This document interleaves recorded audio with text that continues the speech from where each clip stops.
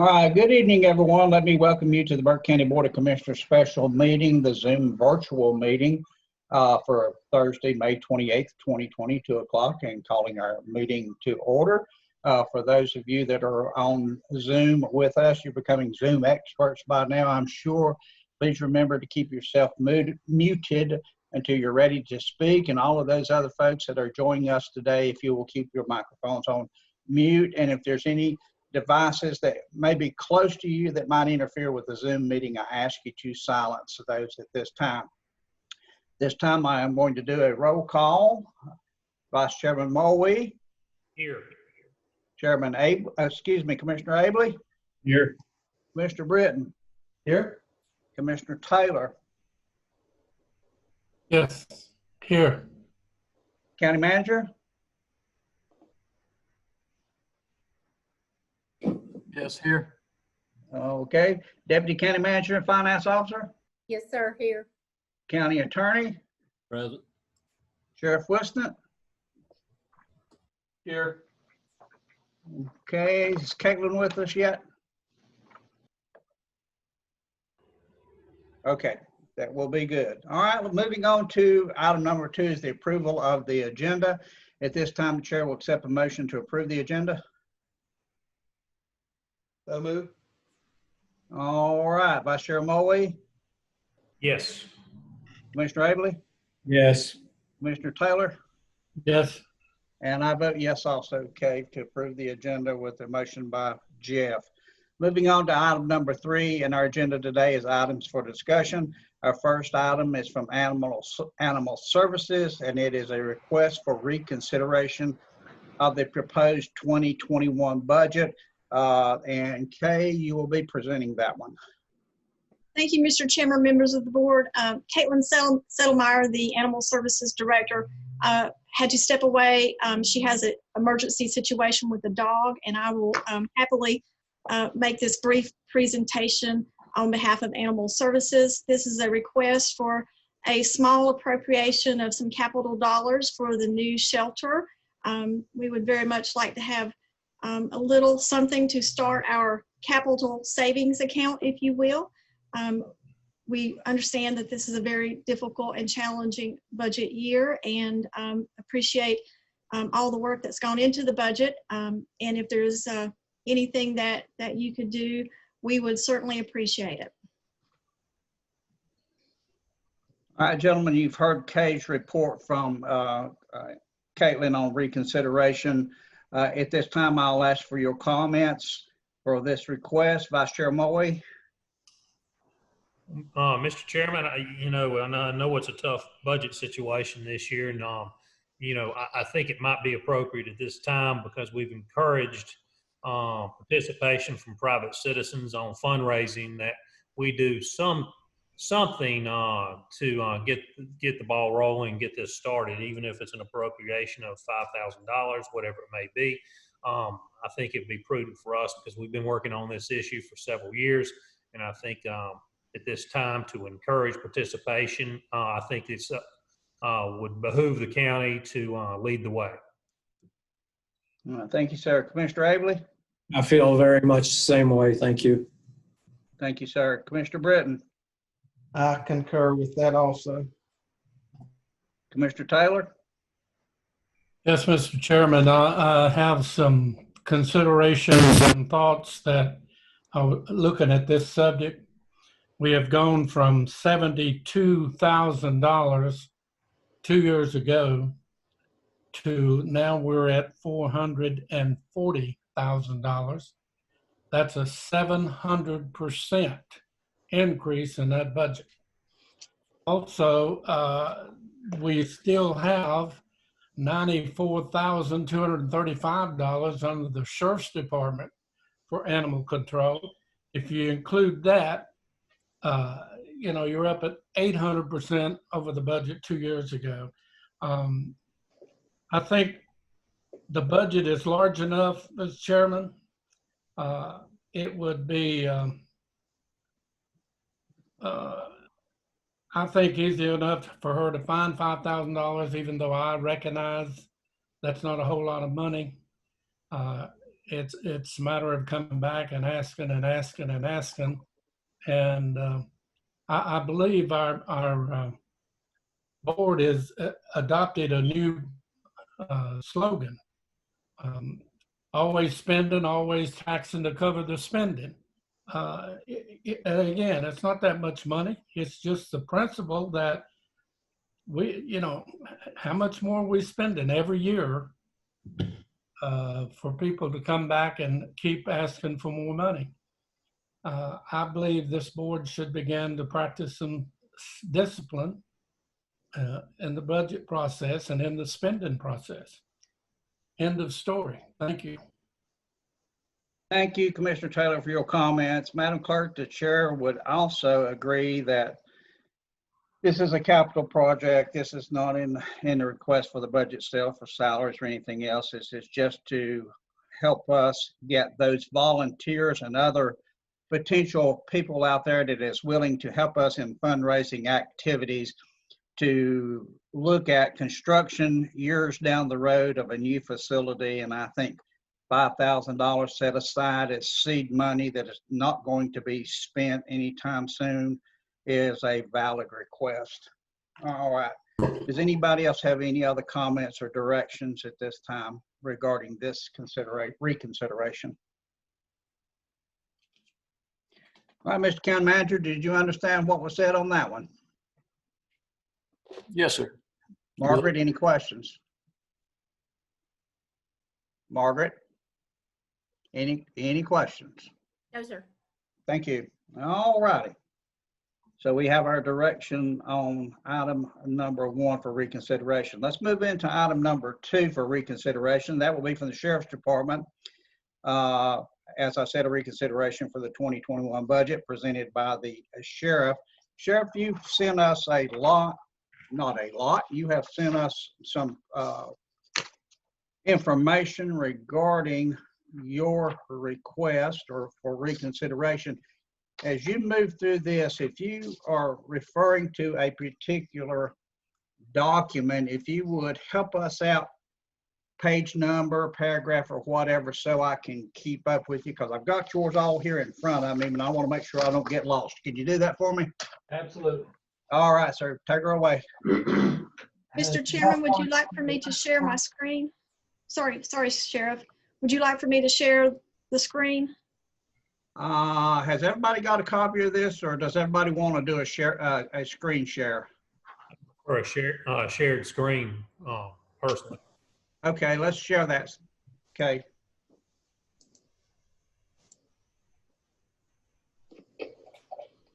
All right, there we go, Sheriff. Okay, thank you all for the opportunity to come before the board and present this information. There's a lot of complexities to running the jail, and so we have tried to be as streamlined as we can, but you still end up with 2.5 pages. I don't know if you want me to read it or if you want to just ask me questions. Do you have a preference, Mr. Chair?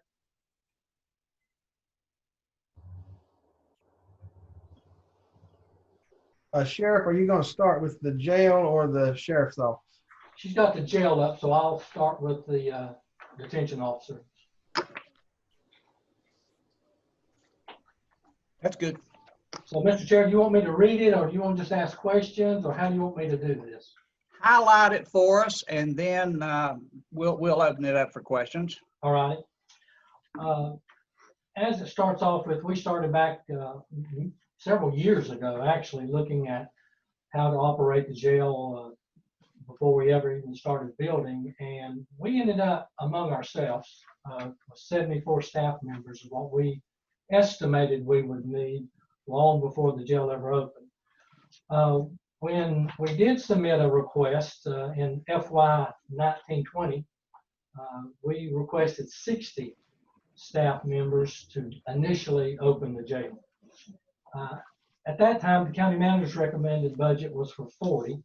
So during a requested budget reconsideration hearing, the commissioners did agree for commissioner's chair, vice chair, I think county administration, and sheriff's office command staff to meet and try to work out a plan that we could all be comfortable with.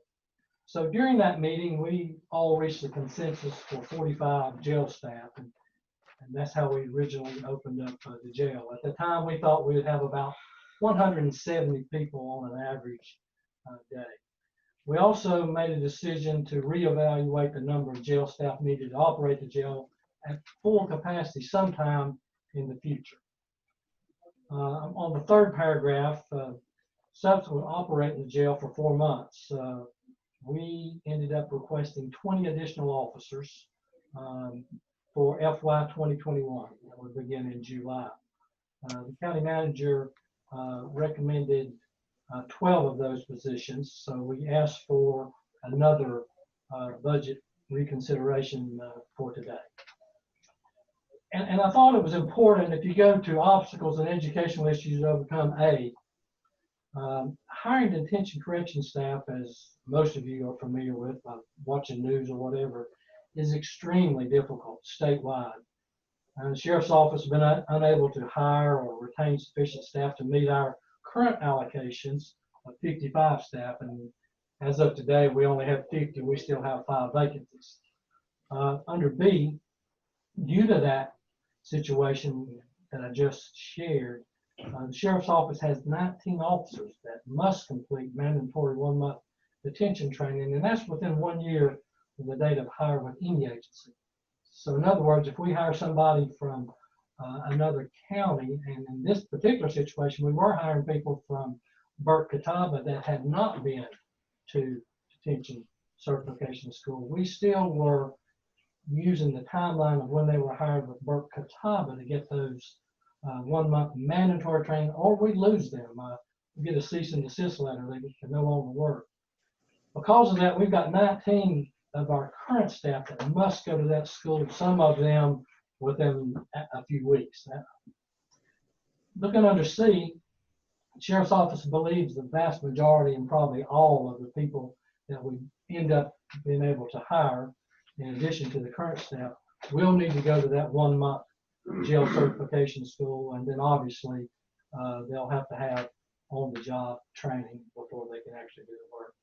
Moving to D, coordinating and securing a sufficient number of experienced officers for work that required overtime for all the detention officers to go to the 1-month school is going to be a significant challenge. We realize, obviously, you cannot send them all at one time, but you cannot work the jail, operate the jail. So we're trying to set up some schools as we talked and work out some kind of plan to get everybody, the new officers and the 19 people that we have now, through the school. Moving on to F, I think it's important to realize that our transport and the downtown holding of defendants requires 4 officers. Those are 2 sworn and 2 non-sworn.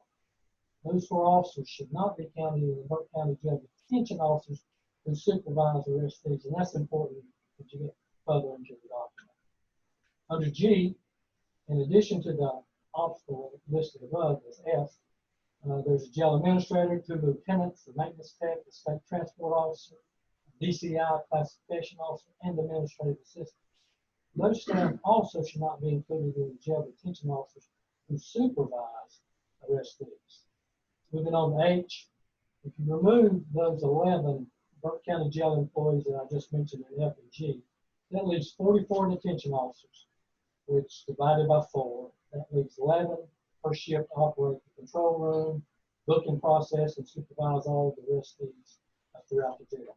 Moving on to page 2, under I, the new jail's compliance with the North Carolina Department of Health and Human Services directs supervision policies where officers and arrestees are periodically come together in a common area.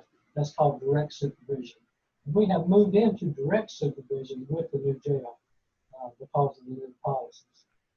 That, along with the jail's large footprint and the 2-level construction, requires officers to walk between 4 and 6 miles in a 12-hour shift. That's something really that we didn't foresee until we actually opened up the jail and determined how long and how far officers would have to walk. That's been a burden for some of the officers. We've got to be very conscientious now when we hire people that they can easily walk 4 to 6 miles in a 12-hour shift. Obviously, when they work overtime, many are required to work overtime in times of vacancies, and many will be required to work overtime when we go to sending these detention officers to certification school.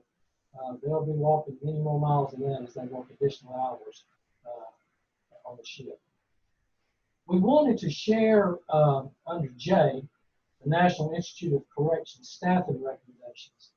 And those are based on jail posts. And we didn't want to get too far in the weeds, but we did list some information from the NIC, National Institute of Corrections, about how they figure posts. And it's not numbers of inmates they look at. They recommend 4.2 staff for every 24-hour coverage of a 24/7 post, 365 days a year. So when you think about 4.2 staff to cover one of those posts, obviously you can't hire 2/10 of a person. So they go on to say, understanding the 24/7 coverage requires 4 shifts. Sheriff's Office would need to hire a 5th officer for each of those 4 shifts to have continuous coverage of a permanent post. And then I note the NIC's information further on the last page.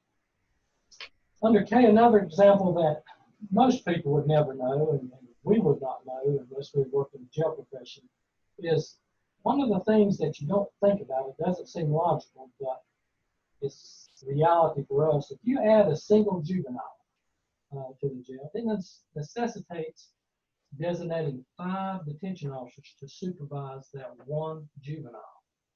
Those juvenile officers cannot supervise both adult and juvenile pods. So what we're currently having to do is an officer that's working in booking, which makes you short in booking, has to shuttle back and forth from the juvenile pod to booking, and we need to remedy that. L, currently we're performing jail duties during the pandemic, which everybody is struggling to get through that. Along with the vacancy of 5 officers, it is really tasking the jail to take temperatures of everyone entering the jail. We're performing significant cleaning. We're anytime a new person comes into the jail, they are put in a separate cell. We're having to disinfect and monitor. And anytime they go to court and come back, it starts that 4-day time period again for them to stay away from other inmates. Moving on to M, as the North Carolina courts reopen, especially the district court on June 1st, we expect a significant increase of arrestees to come through the jail. We foresee that there'll be many fails to appear, warrants issued, orders for arrest issued for those people not showing up for court. So we see a big influx initially as the North Carolina courts open up. Another thing that I thought was important under N is Captain Huntley attended the Jail Administrators Institute of Leadership training session, and he learned the following that was pretty eye-opening.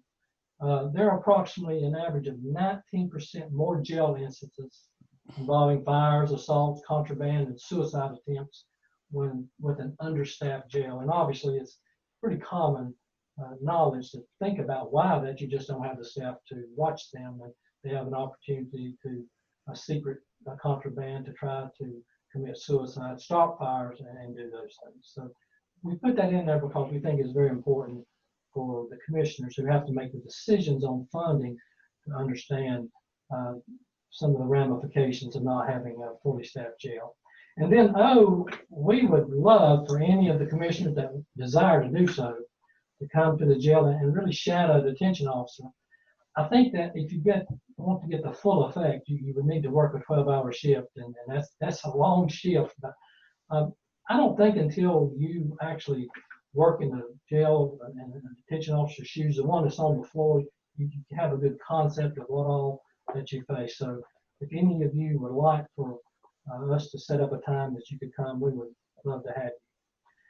So with all of that information, we listed a section about paths to success for safely and responsibly operating the Burke County Jail for the staff, the arrestees, the contracted employees, such as our medical staff and our counselors, and others who happen to be in the jail. And so we came up with these 5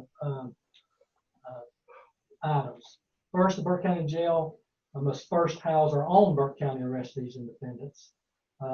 Prior to the pandemic, our own population sometimes reached 200. I don't think there's be very much argument in that. We've got to house our own first.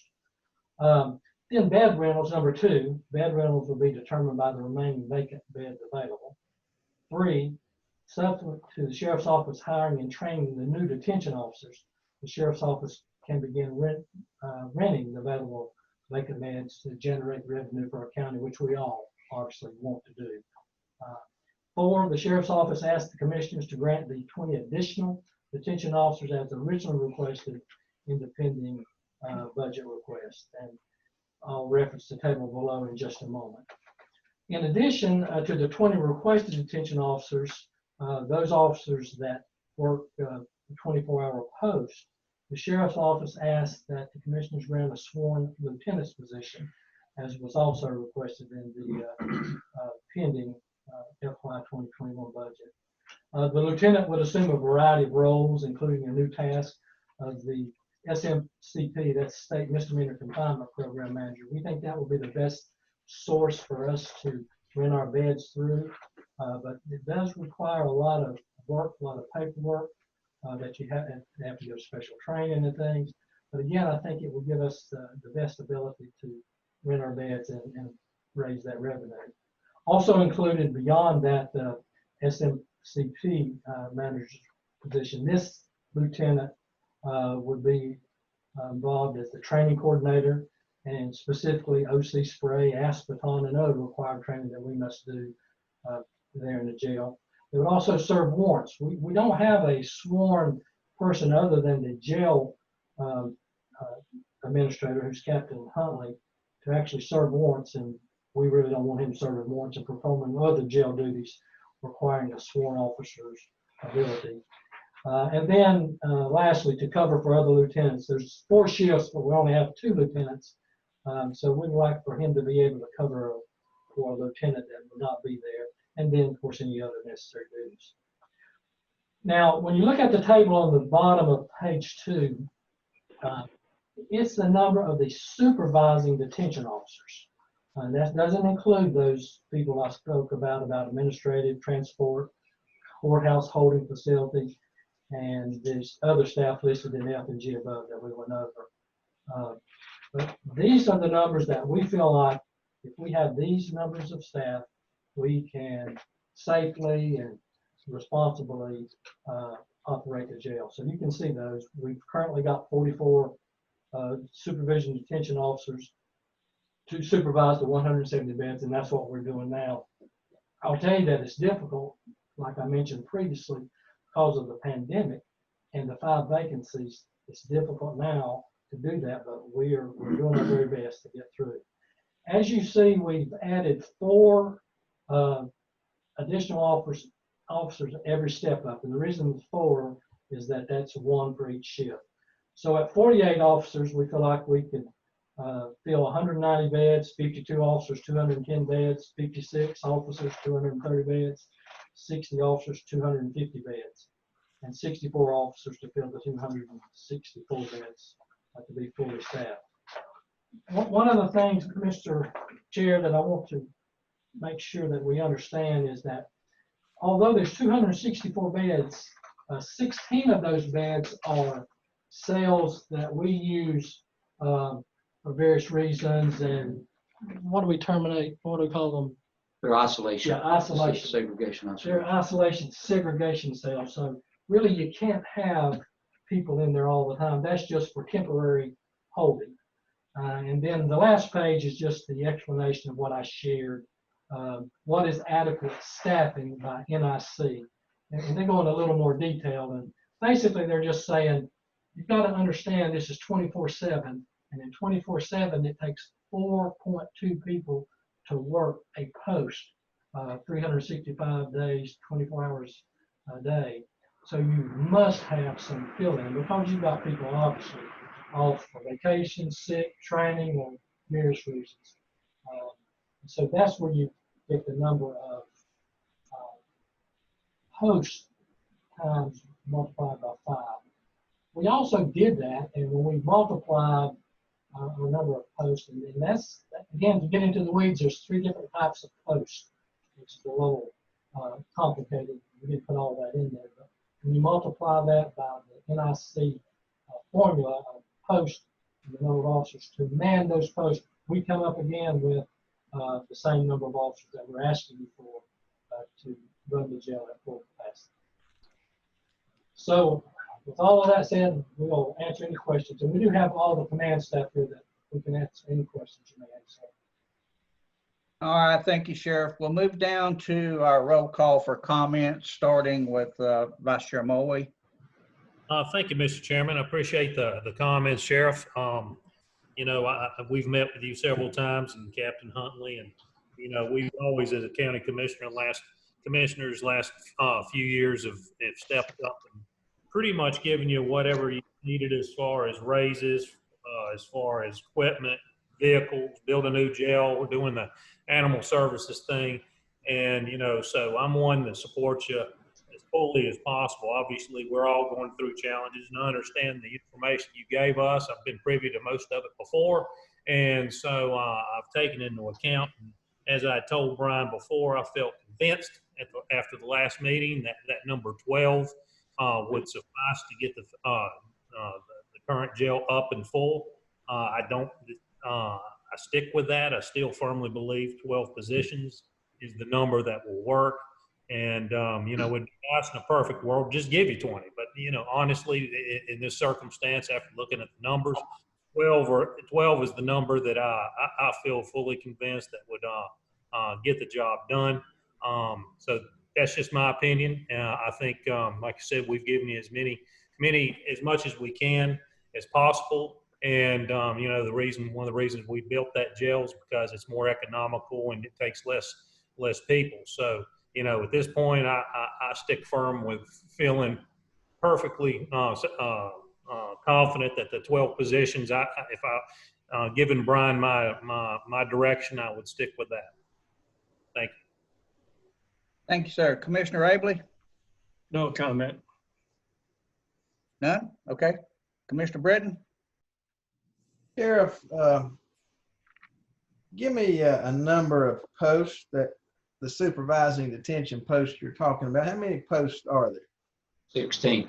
16.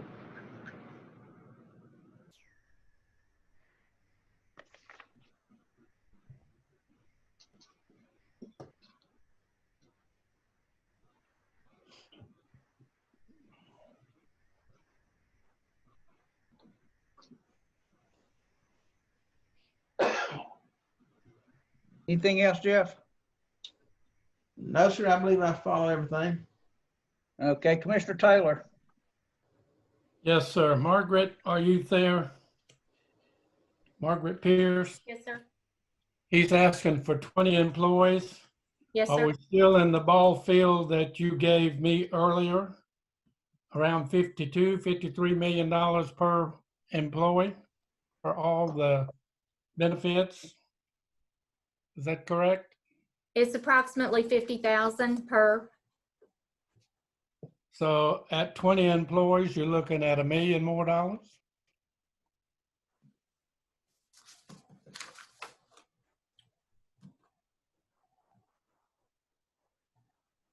Salary alone is 673 plus benefits. I'd have to run the math, but that's. Well, you said 51,000. 51 times 10 is 510. Double that, that's $1 million, Yes, sir. correct? Yes, sir. 50,000 times 20 is $1 million. Is it what? $1 million. 50,000 times 20 would be $1 million. Thank you. Steve, you and I shared the same concerns when we started this jail. This year, just kind of as a recap, you can't help it. I can't help it. Yeah, I tried, but the finance retirement this year for the sheriff's department is 1.8 million. It's in your book, gentlemen, if you want to look at it. Operating the sheriff's office is 2.2 million. And from the detention of 2 years ago, it is up $2 million. You add that together, folks, and you have $6 million increase in 2.5 years. When you add this to it, it is going to be 7 million, or in other words, we have doubled the operating cost of the sheriff's department. And this does not include the animal part or any of that other stuff. It's a little disappointing, Sheriff, that we bought that vehicle to transport these people to court, and we said 2 people, and now you're telling us it takes 4. We really did not save any money in developing a bus transport instead of individual transport. The cost is, I expect when the year is over and you look back and the cost, it's going to be absorbent. I believe what you say, Winston. I believe you're probably going to need some more people. That doesn't make the budget look any better, though. I can tell you that. That's all, Mr. Chairman. Thank you, Commissioner Taylor. Sheriff, I got 1 or 2 questions I want to ask you. Maybe the captain can answer this. When did they change regulations, the sheriff's regulations, that a person working in the juvenile dorm cannot work also at the same time in the adult dorm? That's in the procedures that came out in December 1st for the new juvenile justice reform, raise the age. Okay, that was in that bill. Okay. Yes. Do you know the rationale for that, Captain? Pardon me? Do you know the rationale for that? I can't explain there's a lot of components to that raise the age piece that a lot of us didn't really understand, and but that was a whole different group of folks that decided that stuff. So. Mm-hmm. All right, let's move down on page 2 there, Captain and Sheriff both, and item number 5 about a state misdemeanor confinement program manager. You're asking for a lieutenant for that. Tell me exactly what that person might do. As a receiving county, it's a full-time job. The paperwork is far more extensive. You have so many hours or days, actually. It's usually ranges somewhere around 72 hours to respond back to SMCP, identify, let them know that you've received this person. There's no medical problems with them that you wouldn't require to use the transfer form to get them to DAC if your facility couldn't hold them. The sending county, they have no obligation, which is what we are right now. We are considered a sending county only. I have 1 piece of paper that I have to take care of. The rest falls on whatever county we're taking them to. It's quite extensive. There's you have to monitor all their medical, create an entire new MAR. It's a term for military medical records. It's called a MAR.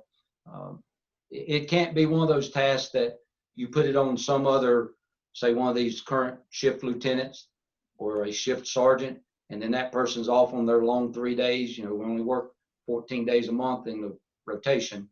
So that stuff can't sit and lay dormant. It has to be acted upon. And you can only do this Monday through Friday from 8 to 5. You're not going to get any responses from SMCP or anywhere else after 5 o'clock or before 8:30 in the morning.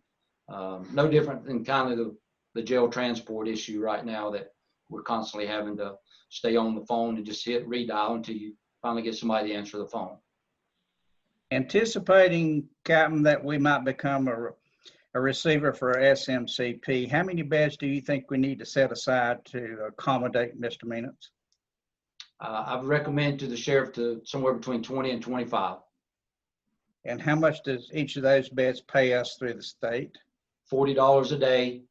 That includes in-house medical. So if they have to have a sick call, and we have to give them some sort of a antibiotic or ibuprofen, that's comes out of that 40. The minute you step out of the facility for any reason, every bit of that is billed to SMCP to include the mileage for the travel and the deputy's pay while we're sitting there. Okay. That's all the questions I have at the current time.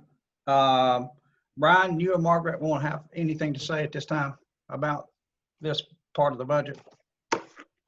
No, not at this time. Margaret? No, sir. All right, let me double back, gentlemen. Has anybody else got any other comments after we have all spoken? Mr. Chairman, I did want to make the comment that at Assembly Day, which was also attended by Zoom, the statement was made, and I think it's important that North Carolina has a $4 billion with a B, $1 billion deficit in its budget. And one of the comments that was made by the speaker was that he would not advise any counties to increase their taxes, to put on new people, and should not expand spending. Now, I know we've got a unique situation here and the sheriff needs some assistance, but I was going to ask the question, do we know how many new people altogether, including the sheriff's request, are we requesting to add this year?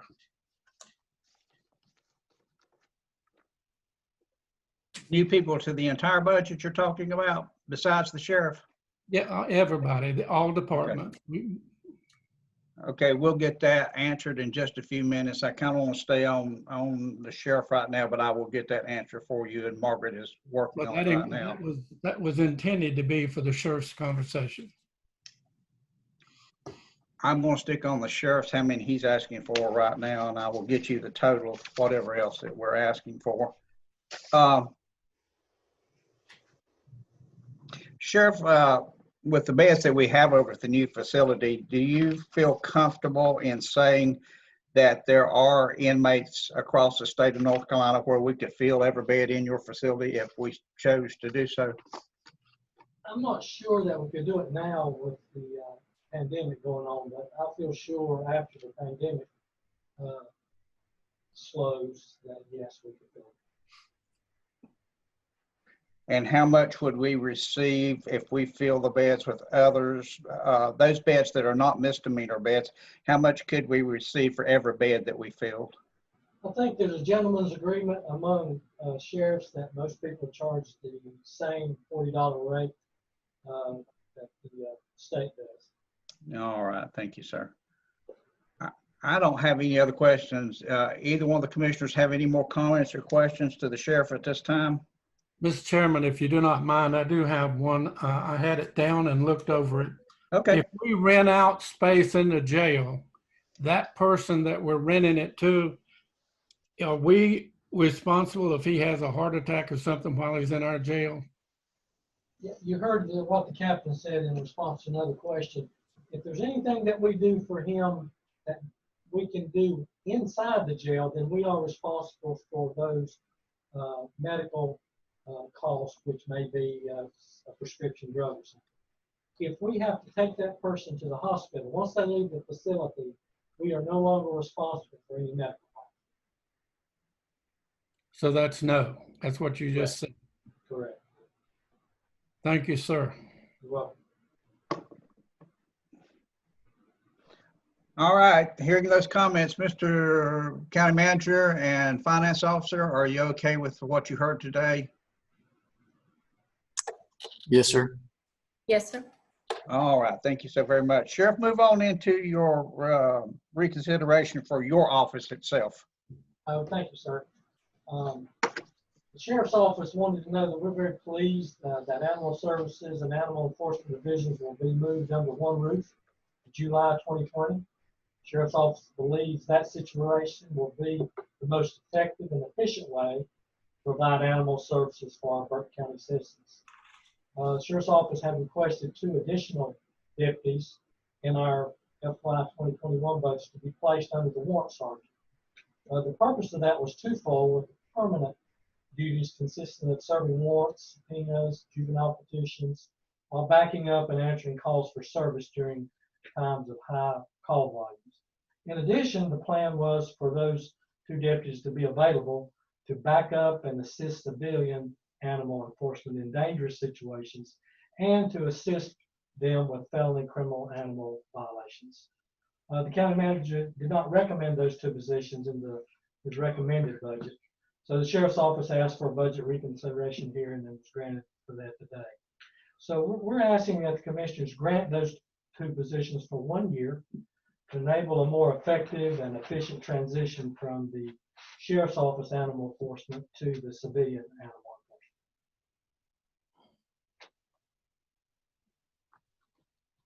enforcement. Thank you, Sheriff. Moving down for comments, Vice Chair Mulwee.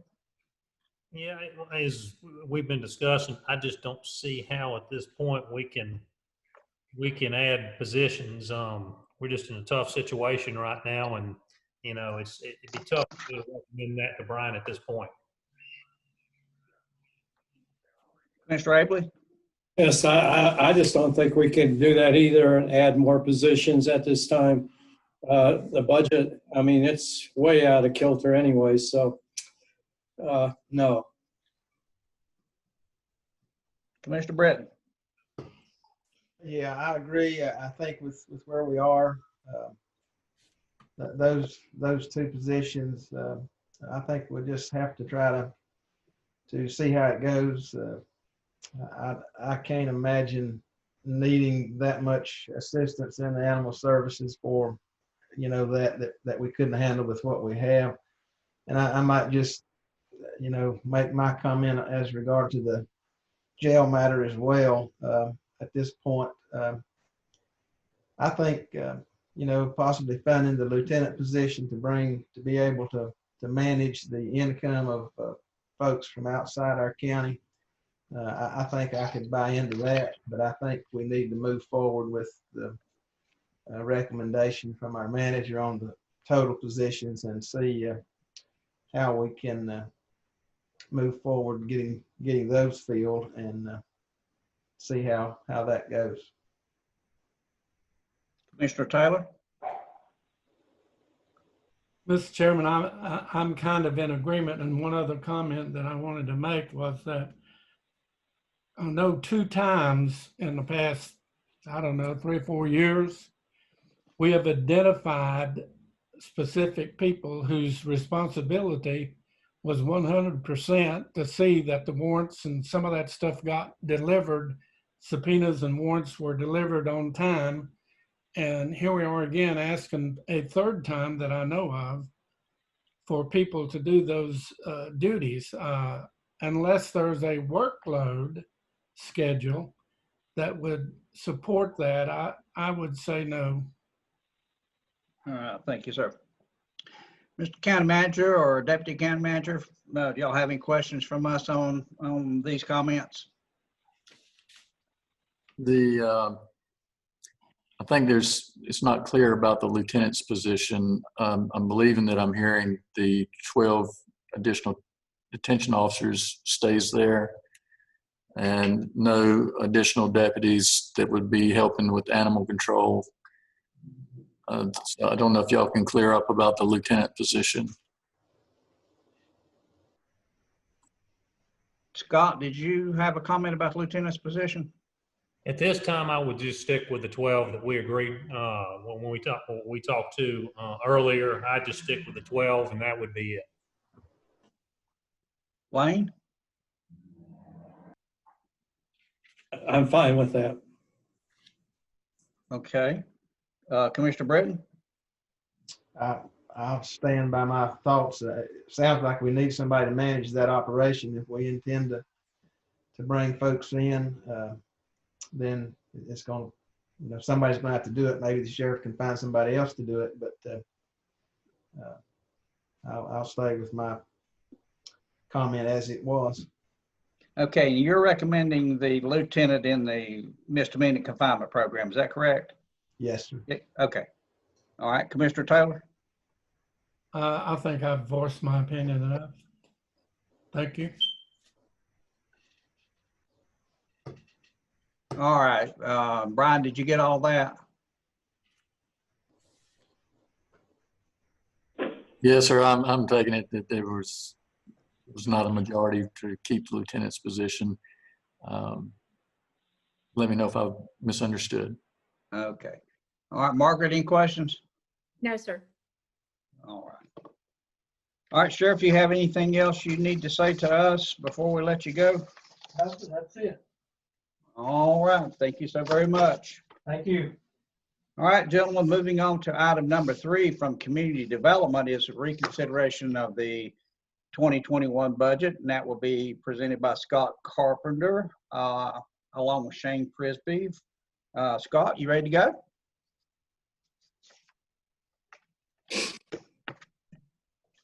Had to get unmuted there, gentlemen. Can you hear me? All right, you're unmuted. Go right ahead, sir. Well, it's so good to see everyone. I feel like I haven't seen much of you all lately. My request is pretty straightforward. As you're aware, we've been working on this trail together for over 6.5 years now. I've been focused trying to loop the lake and to finish that important task. And right now we are about 2/3 of the way around the lake. We built 20 miles of trail. In this latest request, that was before COVID, I had asked for $300,000, and in particular, that would have built a paved parking lot at Wolf Pit Road and another paved parking lot at Gwaltney Road. And the request was also for a piece of property that's an in-holding at County Park, about 2 acres that was just sitting there.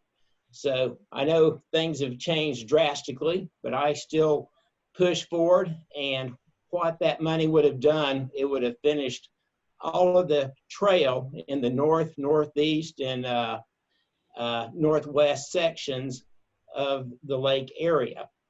And it would have finished up everything pretty much all the way to Canal Bridge for us. Now we have some money still left over from Duke Energy to help us make it the rest of the way around the lake. But we can't use that money to finish up a few spotty things that were left on the north, northeast, and the northwest sections. So what you're seeing with my request today are a couple of the items that were in my original request, plus the addition of gravel and geotextile fabric for the Wolf Pit Road trailhead. Can you go to the picture of the trailhead for me, Kay? This is where Wolf Pit Road comes out onto North Carolina 126.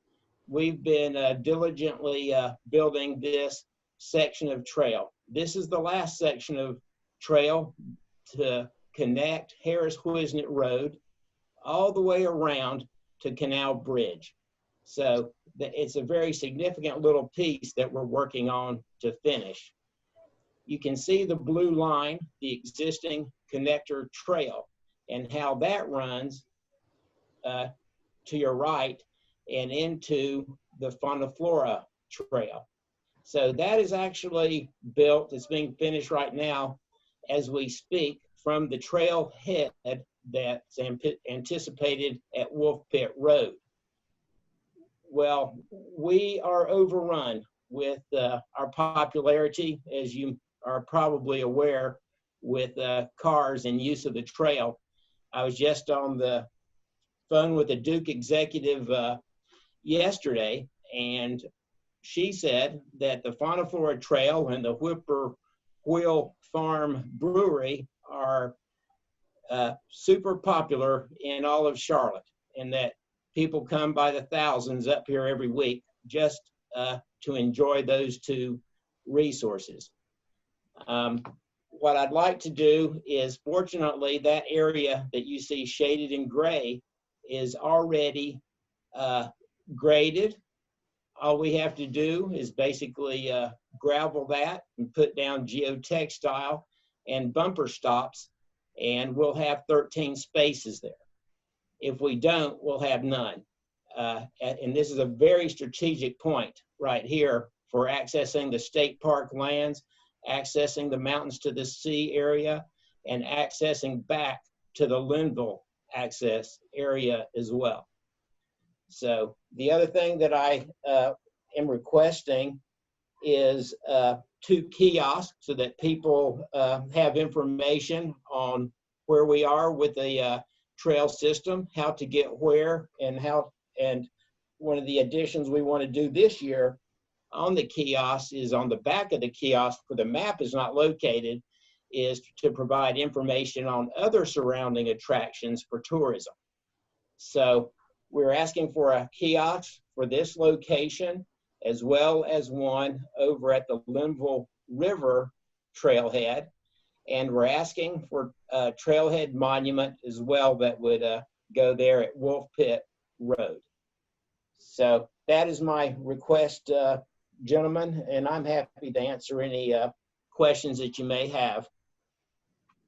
Mr. Chairman, Scott, I was up there yesterday coming across the Linville River.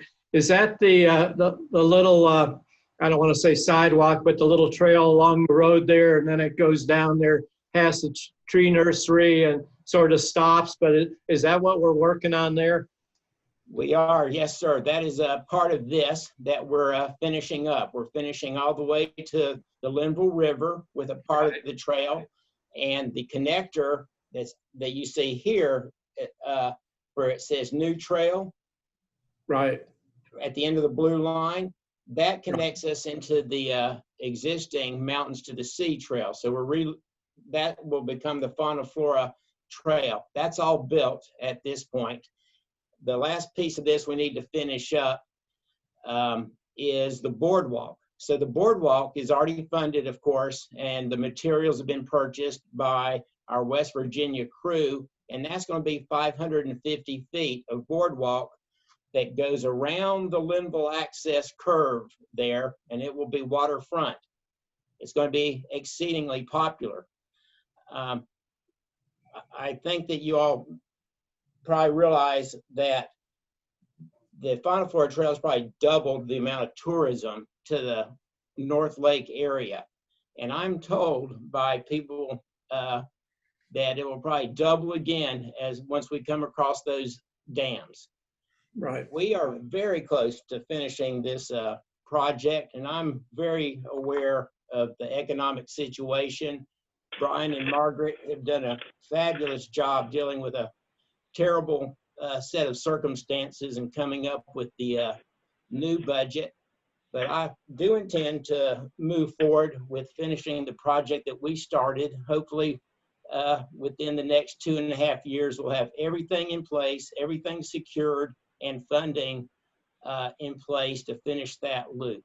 We're really that close, and we're trying to relook at some of the grants that we have been able to get because the match is quite high, and DOT is not money conscious, and they want us to overbuild by a lot some of the elements to finish the loop. So we're relooking at all those things.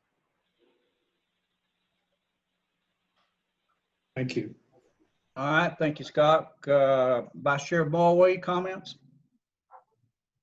Well, we all love this trail so much, and it's tough it's a tough situation right now. And obviously we've been huge supporters of this, and we'll continue to be. It's just at this point, the budget is so tough. I was just thinking maybe this is something, so as a capital project that, and I know, Scott, you've scaled it back and done a great job bringing it back to us, but is this something that we could not bring back when we start getting a better look at what sales taxes will be later this fall, and maybe take another look at it January 1, just because the budget is so tight? All right. Commissioner Abley, any other comments? No, thank you. Mr. Britton? In looking at it and having been up there just recently, and the numbers that folks that are on these trails and in these areas, I think I could live with items 2 and 3, putting the kiosk up and getting the gravel down. I hate to have a place that we could at least park some folks that's really already set, other than getting it graveled. I could live with items 2 and 3. All right, Commissioner Taylor? Mr. Chairman, I visited this category last year, and I don't know if y'all looked at it in your budget book or not, but last year the grants for trails and donations was $2,451,468. Do you know what that number is for this year? No, I don't. Zero. Absolutely zero. It was kind of a shocker when I looked at it. I was going to ask the question, Scott, does any kind of in-kind donation go work toward this? Because most of it is probably, product and labor. We can't get any benefit from any other direction. Not really. We're really at the end of this thing. We have stretched all the money as far as we can stretch it on this north side. You all would be actually impressed if you knew what went on behind the scenes to get us to where we're at. It's a ton of work, and it's a lot of money juggling. Fortunately, you all have been very supportive on the trail. Shane, you got anything to add on that? Just that I'm here as well. Just that with the Duke Energy funding for what was the Lake James Loop Trail, which really encompasses the north part of that, our last 2 Recreation Trails Program grants, which are for the Boardwalk and the side path that Commissioner Abley is talking about by Linville River. That's it. That's the rest of that money. And that's, we've spent, I think, about every dollar out of that account, and I think done quite a lot with it. So we're real happy to have all of our trail components completed at this point. And really right now we're suffering from a great problem, which is people really love this trail.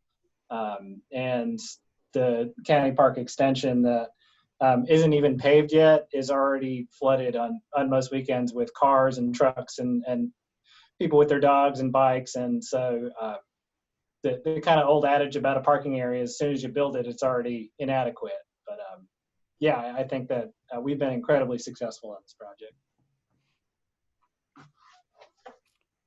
Well, Mr. Chairman, I'm gonna do something that's not kind of my style, but I believe we have expertise on board. I believe we can find out of $94 million. I believe we can rearrange budgets somewhere where it won't have an impact. I believe we can complete this. And quite frankly, I think it'll do more good than some of the things that we passed today. That's a whole lot more money. I believe we can find the 18, and I think we can complete these few little projects, and it will hopefully bring us in more money by completing them than if we did not for the year. So we'd come out ahead. But I believe we have expertise in our finance department and in our management staff that we can find that little bit of money out of that huge amount of money and complete these trailheads. Thank you. Thank you, sir. Question, Scott, when would we want to build the gravel parking area? We want to build that as soon as we can in July. In July? We want to build it because we already have that existing connector to there. People are wanting to flock. There are issues up at the end of Wolf Pit Road for people who are trying to access and go up to Short Off Mountain. There's been some conflicts with property owners and that type of thing up there. They've had people threaten to close the road down on Wolf Pit. So we desperately need this parking. What would the, okay, When that boardwalk goes in and people can walk along that lake for 550 feet of boardwalk from Linville access, they're going to try to park at Linville access and all along the road if we don't put them somewhere. but you're only asking for 13 places, right? Well, that's all I can get in where the existing grading is completed. And what's We the had purpose of the 2 kiosks? The kiosk is an informational kiosk that provides information on where you are, where the trails are, distances to places, and other attractions that are tourism in the surrounding area. But we're living without the kiosks now with all those people up there, correct? That's right. Yes, sir. So the real, from my perspective, you really don't have a, and I parked at the, I don't know what you call it. Is that the Linville River Trailhead there at the campground? Yes, sir. I parked there, a couple of days, well, not a couple of weeks ago, and we don't have anything there to kind of tell you which way to go, where you're going, how far is it? That's the issue with no kiosk. Folks, show up there and you don't know, you just kind of don't know what to do. You just start and you're kind of wandering all along. Do we not have something downloadable, Scott? Because a lot of folks will download stuff on their phone before they get there and they can, Well, Commissioner, what actually most people do is we have an image that we put on, which we're working to do in the future, and they take a picture of it, and then that downloads the information to their phone. Sure. But it would be on a kiosk. It's not something they can go online and get. Some people do plan ahead. Some people go hiking in flip-flops. I know that's a bane of most emergency. Those same off the gorge too. Right. It's yes. So some people have different level preparedness than others do. So the most information that we can give at a kiosk generally helps the most people that it can. If they choose not to read signs, there's really not much we can do for them. But some folks do know where things are and they plan ahead and they do bring maps, and we've been working to make those available in different places at State Park and within our community. But a lot of people just know where the trailhead is because it's on Google Maps now, and they go there and they end up in the wrong place quite often. How much are the 2 kiosks versus the gravel parking lot? I don't have it in front of me. The 2 kiosks we will have built for $6,000, and the gravel parking lot would be $7,500, which includes gravel, geo, textile fabric, as well as a skid steer to maneuver and to spread that and shape it. Well, I would be, I'd be willing to be flexible, at least on the gravel parking lot, maybe, because I know it's a big problem up there. Kiosk, if people don't download the thing before they get there, maybe we can wait to do the kiosk at a later time. I know we've had problems on Wolf Pit Road. Maybe this would alleviate some of that if we just did the gravel parking lot. My fear is you'll have people too, kind of looking at it as people just pulling off the side of the road and making a dangerous position right there on 126. We already have that.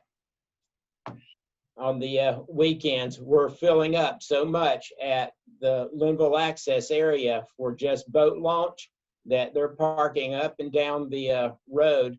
We've asked Duke Energy to see if they can move up our new deep water access area and start the design and engineering next year. And what a shocker, I found out that Duke Energy is actually laying people off. And things have tightened up in their budget significantly. But we're still going to be working together on some other things, but I was surprised to hear that. The one thing that I think you all should keep in mind is anything we do like this will pay for itself. It pays for itself in tourism. And we are very popular. Nearly everybody that sells real estate at the lake has said that almost all their requests are to be near the Fauna Flora Trail. Well, and what's also nice is this isn't a recurring cost, which I understand. This is not a permanent budget item, so it does make it more attractive that it does pay for itself, obviously. Well, and the other good thing is we'll be out of your hair next year because we'll be off to the section where we have money left over from Duke Energy. And we're already matching grants and things over on that section of the lake. And we're working very hard with property owners and others to give us what they can and to be as flexible as they can on matching, engineering, and other things. So you're saying you'll put that in writing, that you're not going to ask for dime one next year? If I this can is probably put that in writing. Unless the economic situation changes good, then I need to pave 2 trailheads that we're leaving undone on this side of the lake.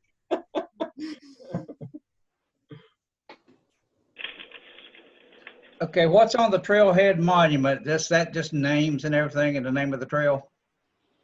That is a monument. It has the fauna flora feather on it, and it has the name on it. That's exactly right.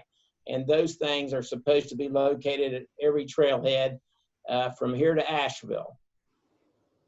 All right. I can live with 2 and 3. I'd like to wait till January the 1st, but I think if it's absolutely necessary to, because I know I go up there on the weekends and there's people there everywhere, so I could live with 2 and 3 myself. All right, Brian, you got your direction on that, you and Margaret? Include items 2 and 3. Yeah, I think the majority of us was. Wayne, did you want 1, 2, and 3 or 2 and 3? I'm mixed. I mean, Okay. yeah. Okay, 2 and 3, I think is Commissioner Taylor said all 3, 18.5, but I believe anything with the trailhead, and we can do that later on if necessary, but I think, to take care of the traffic and the trailheads themselves, 2 and 3 would suffice for right now. Okay. Okay, and we can look at number 1 in January.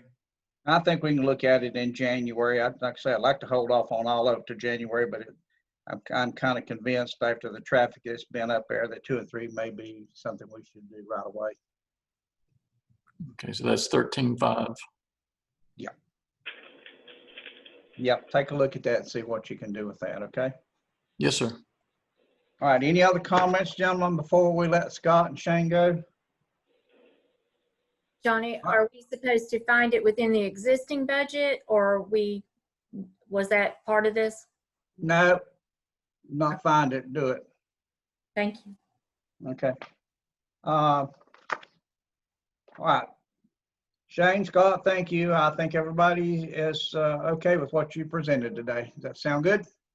Thank you so much, gentlemen. Thank you very much. I want you to know that we're not going to let COVID beat us down. We're going to keep on moving forward and finding ways to keep advancing the county even during these tough times. All right, sir. Thank you for those great comments. Thank All right, you moving on to item number 4 is open discussion. This is an opportunity for any board member to discuss the recommended budget and provide any other direction or proposed changes to staff that you want to do. And we'll start out with Mr. Vice Chair. At this point, I'm satisfied, Mr. Chairman. All right, moving on, Commissioner Abley. Well, the jail is always crawling my side, but nothing we can do about it. So, yeah, that's fine. Okay, Commissioner Britton. I'm good with where we are. Commissioner Taylor. Yes, sir. Mr. Chairman, do all of you have your budget book? Could you turn to page 4 for a second, please?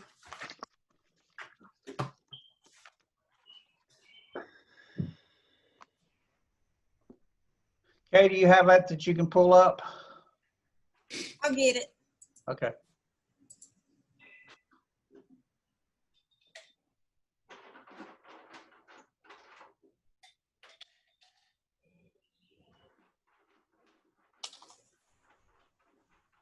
Donnie, while she's getting that, I can answer Mr. Taylor's question about the number of positions requested. Okay, go ahead and do that. On number 2 of the same book, Mr. Taylor, Brian wrote a paragraph, and it said there was a request for 53 new full-time positions, 1 part-time position, and 8 reclassifications of these requests. We're gonna add 53 full-time positions? No, sir, that's how many were requested. Oh, I thought that's what you had asked, was how many were requested. no, I was asked how many was in the budget for this year. The next sentence states, of these requests, 21 new full-time positions, 1 part-time increase to full-time, and 2 reclassifications are recommended. 1 part-time? 1 part-time to full-time. Not an additional part-time.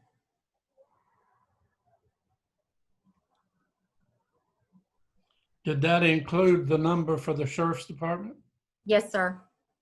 So you counted 12 or 20? 12. 12. Okay, 12 for the sheriff. Okay. Commissioner Taylor, do I have the correct page displayed? That's paper page 4, but it's page 7 of the PDF. Yes, that is correct. You'll notice your budget calls for 90,000 and Margaret, out of these figures here, are any of them duplicated? Is anything under the significant Department of Revenues duplicated in the general funds? Yes, sir. Those department revenues are included within the total general fund revenues. So the entire amount of those was $19,178,000. Those are in the revenue sides of ad valorem tax? They are in the revenues for the general fund. Yes, sir. Okay. Then if you go to the other funds,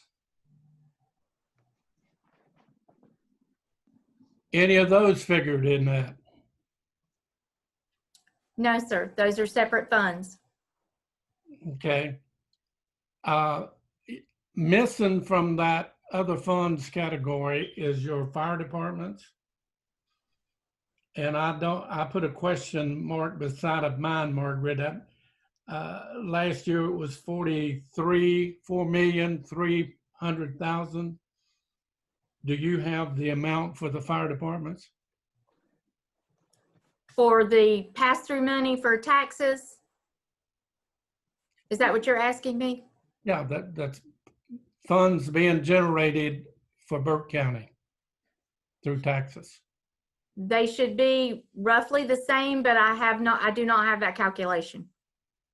I was waiting to find out if the tax rate would be recommended. Okay.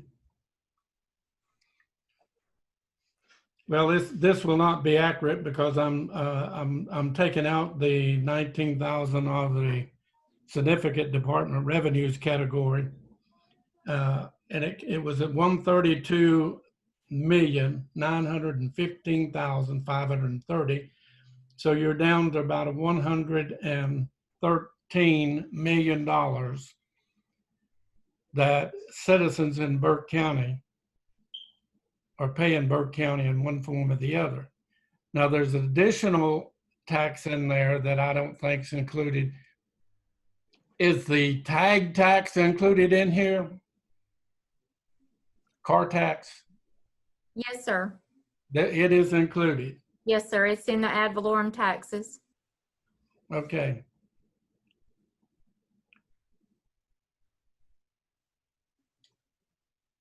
Gentlemen, we are presently, as a board, spending $13 million of money that's paid by our citizens in one form or the other. You know that those Articles 39 and 42 are especially for the schools, and it goes to the school system, but it's still taxes. And the point I wanted to bring out to you is that we continue to increase and increase and increase. And the taxpayer is paying the burden for everything going on in Burke County, just about. It's becoming a burden.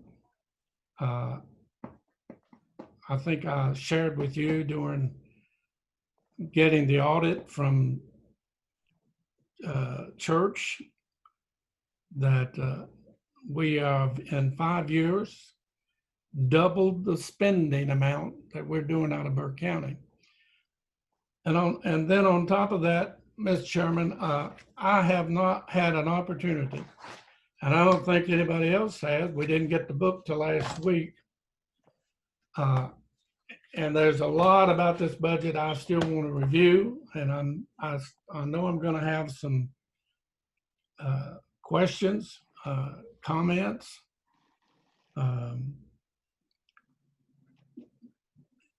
The tax rate being the highest around of anybody around us, any county around us. And we need to start planning a strategy and to get the taxes down in Burke County, not continuing to increase them. I know we've added, this year we'll be right at 150 employees added in the last 4 or 5 years. And we have the same 89,000 to 90,000 population. So it formula-wise, theory-wise, these increases are not justified. And I've said that for 3 or 4 years, but there's some hopefully new information coming down the road that will help explain some of this stuff. One of the things that they said at Assembly Day is that the $4 million would come with restrictions.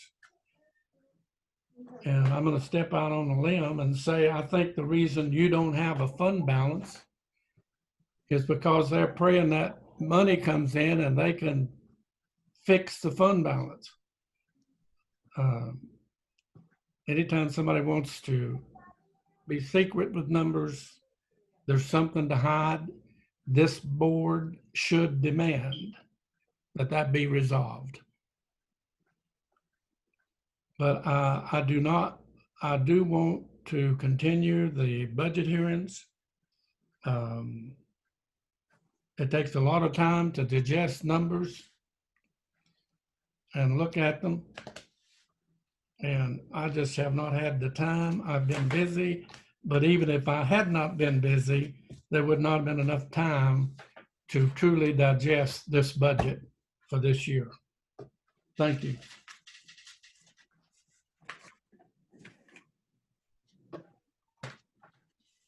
Thank you, sir. All right, any other commissioners have any comments or questions?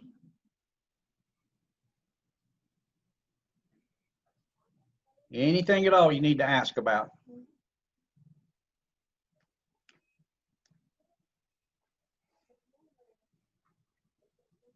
All right, Mr. County Manager and Finance Officer, any questions for us right now? No, I don't have any. No, thank you. All right, we'll move on to our last item. It's a decision item. It is the recommendation to cancel the June 4th budget meeting. If we all are satisfied with what we have now, so the chair will entertain any kind of motions. Mr. Chair, I move to cancel the June 4th budget meeting. All right, gentlemen, we have a motion by the vice chair to cancel the June 4th budget meeting. We'll do a roll call vote on that. Commissioner Abley? No. What do you want from the June 4th meeting, Commissioner Abley? I think we just need to have a little more time to digest this too. Okay, thank you, sir. Commissioner Britton, Yes. Commissioner Taylor, Mr. Chairman, I've already endorsed that I, okay, what's your vote on this? You want June 4th meeting, is that correct? pardon? You do want to continue with the June 4th meeting, correct? Yes, sir. Thank you, sir. Okay, the chairman votes no, so that is a 3-2 vote on that one. All right, let me remind you that June the 2nd will be the pre-agenda meeting, and it is our desire right now to hold that meeting in the county boardroom unless we hear something significant from the governor that changes our idea on what we have to do. But right now, please be prepared, and we'll make arrangements in the boardroom to social distance, but that is the plan right now unless I hear something today from our health director or anybody else that has any problems with us doing that. All right, at this time, I'll entertain a motion to adjourn. So moved. All right, Chairman Moway, Yes. Commissioner Abley, Yes. Commissioner Britton, Yes. Commissioner Taylor. Yes. All right, gentlemen, we stand adjourned. Thank you so much.